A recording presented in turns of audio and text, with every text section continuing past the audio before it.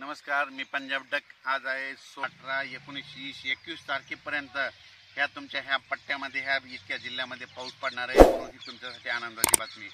दररोज वेगवेगळ्या जिल्ह्यामध्ये बऱ्याच भागामध्ये पडून जाईल, पण तुमचं पीक मात्र जाणार नाही. म्हणून ही अंदाज तुमच्यासाठी खास करून देत आहे.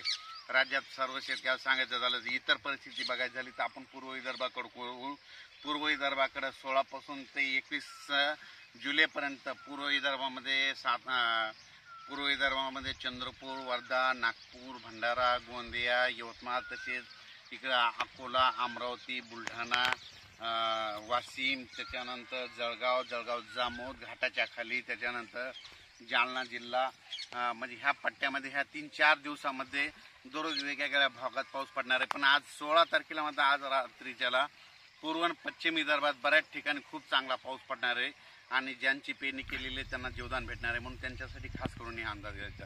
त्याच्यानंतर सांगायचं झालं तर कोकणपट्टीचा पाऊस तो कायम राहणार आहे. नाशिकचा देखील सरी चालूच राहतील, म्हणजे उत्तर महाराष्ट्रातल्या सरी चालूच राहतील, हे लक्षात येतं. पण खास करून हे अंदाज केवळ दिला कशामुळं की बीड जिल्हा, परभणी जिल्हा, नांदेड जिल्हा, हिंगोली जिल्हा, लातूर जिल्हा, धाराशिव, सोलापूर, ह्या बार्शी, पंढरपूर, असा जत ह्या भागामध्ये पाऊस पडलेलाच नव्हता.